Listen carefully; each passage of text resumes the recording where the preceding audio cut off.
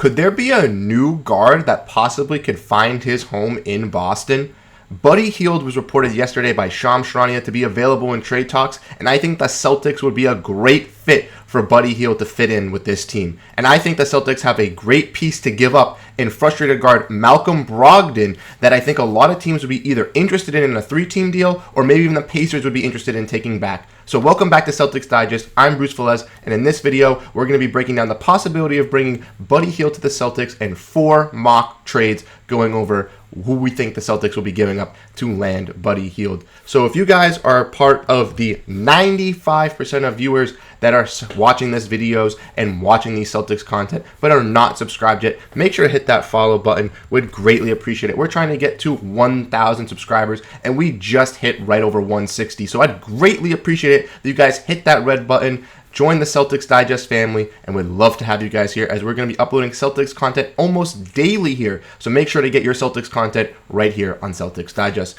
But let's get into the topic at hand, which is possibly trading Malcom Brogdon for Buddy Hield. And I'm a big advocate on possibly making this swap. We've already seen throughout this entire offseason that Malcom Brogdon has been frustrated with the Celtics after we almost traded him for Kristaps Porzingis when that deal almost went through. It ultimately failed because Malcom Brogdon had some injury history that the Clippers didn't know about, and then we had to give up Marcus Smart. Ever since that, there's been a tarnished relationship between the Celtics. Brad Stevens has tried to wash it over and say that they've talked about it and that they've tried to work through it. But it just seems that as we get closer to the season, Malcom Brogdon just isn't the guy that wants to be here, and I think he's frustrated that the Celtics did try to move off of him. And I think with Buddy Hield being a name that is coming into the light now of being available, I think he could kind of slot in and take Malcom Brogdon's role for the Celtics and actually be effective in the same way that Malcom Brogdon was for the Celtics. So why don't we look at Buddy Hield's stats from last season. He averaged almost 17 points with 16.8, 5 total rebounds with 2.8 assists, shooting 45.8% from the field, and shooting 42.5% from 3, shooting 82% from the free throw as well. As you can see, his numbers last year were better than his actual career, shooting his best, shooting 46% almost, and shooting almost 43% from 3. His also points numbers go up as well, as he's averaging almost 16.8, so right under 17 points, and that's great for Buddy Hield. As we know, Buddy Hield has played on multiple different teams. He came into with the Pelicans. He played there for a bit. And he's had some great runs. He went to the Kings as well. But he's just never really panned out. He's kind of just been a six-man type of the year guy that you would want to have as a guy like that. And obviously Malcom Brogdon was the six-man a year for the Celtics. They do have kind of different play styles. Malcom Brogdon's more of a defensive playmaker and kind of sets up the passes and plays, while Buddy Hield's more of a 3-and-D shooter who's just going to, just catch and shoot and be electrifying from that aspect. But if you think of the Celtics, bringing in Buddy Hield wouldn't be that bad personally if he could replace Malcom Brogdon and take that role playing alongside Payton Pritchard. I know Payton Pritchard has a lot of playmaking attributes to his game. I think that he could facilitate very well for the Celtics team, and if he could actually work on that and actually build upon it for this season, pairing him with Buddy Hield I think would be pretty solid. Same thing with pairing Buddy Hield with Derrick White. I think they would work out in a nice lineup. Same thing, him playing with Jaylen Brown. So I think that bringing in Buddy Hield makes a lot of sense for the Celtics, as he would be another six-man of the year candidate for them, a great player off the bench, and if we needed to slot him in to the starting lineup to get some juice on the shooting, I think we could get that. And our shooters obviously are Jayson, Tatum, Jaylen Brown. We have a lot of shooters on our team, but why not add one other great three-point shooter that a lot of teams have been trying to get for in the past years? Speaking of like the Lakers and stuff, we've always seen Buddy Hield in rumors, but now it's a possibility that he's going to be getting moved. So let's look at the 4 mock trades that I have today. Starting off with the first one, and this is the most simple one, where it would be Buddy Hield for Malcom Brogdon 1-for-1. Now, the reason I just submit this is just because it works contractually, and I don't realistically think that this trade would happen out of all of them, just because obviously the Pacers did have Malcom Brogdon before he came to the Celtics last season, so they're basically just trading back for him for Buddy Hield. And for the Pacers, it doesn't really make sense. I mean, they kind of do want to compete, but by moving off of Buddy Hield, it seems like they might want to either be getting a first-round pick to get some cap flexibility for the next year, or maybe they're looking at another position of need, which could be a wing position. So bringing in Malcom Brogdon, I don't think makes the most sense for the Indiana Pacers, but I just wanted to put it out there just as I think it's still a possibility as the contracts do match, but I don't think one for one the Celtics would be able to do it.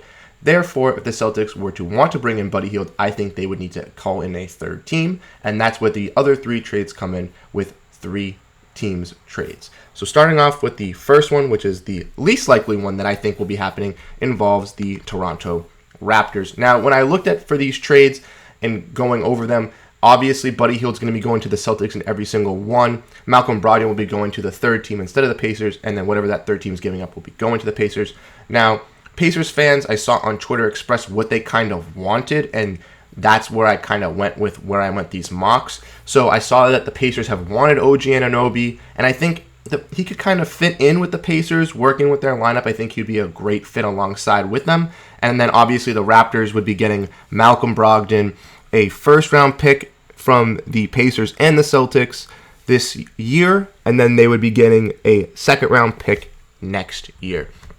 Now, the reason why I don't really think this trade works out is because the Raptors have had very high prices for guys like Pascal Siakam and OG Anunoby this offseason, and I think that they wouldn't realistically want to move off of him for Malcom Brogdon.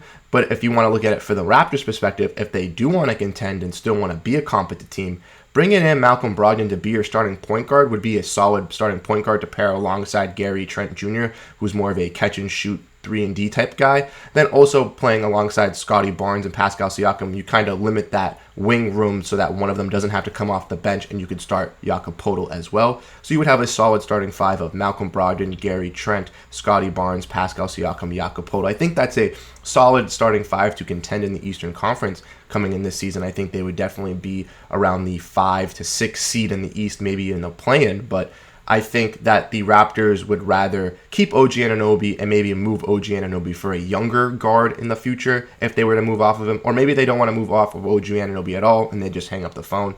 But I think that this would work out for the Raptors as they get some draft capital plus Malcom Brogdon. And then for the Pacers, they get a nice wing to put alongside Tyrese Halliburton, Jarris Walker, Miles Turner, Benedict Mathurin, this young core that they're trying to build. And OG Anunoby is a solid 3-and-D wing who's growing as well. I think he'd be a great fit in this Pacers organization.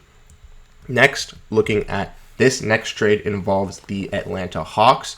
Buddy Hield would be going to the Celtics. The Pacers would be receiving DeAndre Hunter, and the Hawks would be getting Malcom Brogdon. Now, I like this one for the Pacers as well. They're obviously getting another wing in DeAndre Hunter. Now, you can argue who is better, DeAndre Hunter or OG Anunoby. I think that OG Anunoby is a little bit better than DeAndre Hunter, but I think that they provide the same thing on the court, and I think that that's what the Pacers are looking for in a wing, so that's why I think they would entertain this as an option. Also, DeAndre Hunter has been in the rumors recently. After they traded John Collins, the Hawks were still looking to move off of him, and even possibly in a trade with Pascal Siakam, his name was thrown around there as well. So DeAndre Hunter is a name to be looking out for because they do have some young wings as well. They have Jaylen Johnson, they have AJ Griffin, I believe. So they have some young wings in Atlanta that they're trying to build up on. So a guy like DeAndre Hunter who's making some money, they might have to move off of. And even though bringing Brogdon in would kind of hurt them contractually and stack them at the guard because they would have Trae Young, DeJounte Murray, Malcom Brogdon, and Bogdan Bogdanovic, that would be one of the best backcourts for your your top 2 and your bench 2 in the NBA, and your guard would be set. So I think it would still work out for the Hawks. Maybe not the best for them in their situation, but I think that it would be solid for all 3 teams involved. And lastly, the last trade that we're going to be getting into today involves the New York Knicks. And this one I saw surfacing around Twitter, and I did kind of like it, so I did decide to bring it in here, where the Celtics would get Buddy Hield, the Pacers would get Evan Fournier, and a first-round pick this year from the Knicks. Now, this is the Knicks' first-round pick, and it put a top 10 protection on it. And then, obviously, the Knicks would then get Malcom Brogdon. So, looking at this from the Pacers' perspective, if you bring on Evan Fournier, yes, you're bringing on a fat contract, but that $18 million you can keep and hopefully get rid of next year when you wash it out when he's a free agent.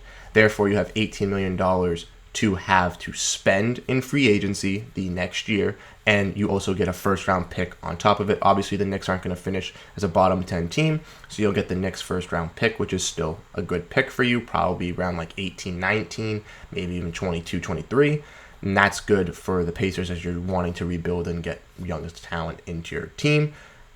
With the Knicks bringing in Malcom Brogdon, I really like this as well because you have guys like DiVincenzo who just got brought in, Brunson obviously quickly, and then you'd have Brogdon. You'd have another stacked core on guards. And if RJ decided that he was wanting to play more of the 3, then you can move him more to the 3. You can have Brogdon be the bench 2 there as well. This also fills the hole of Fournier and Derrick Rose, who you let go of, and you're not really having any replacements for them. And I think Brogdon would elevate the Knicks game and maybe even help out Brunson and quickly with their injury history, as we've seen in the past as well.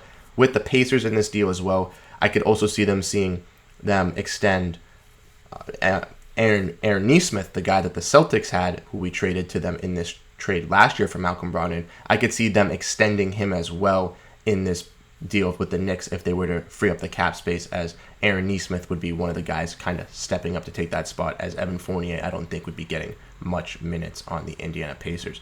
So let me know what you guys think in the comment section below. Do you guys think it would be smart for the Celtics to move off of Malcom Brogdon and to trade for Buddy Hield? And if so, which one of these trades do you guys think is the most likely, and which ones do you guys is your favorite? Let me know in the comments, and I can't wait to catch you guys in the next video on Celtics Digest.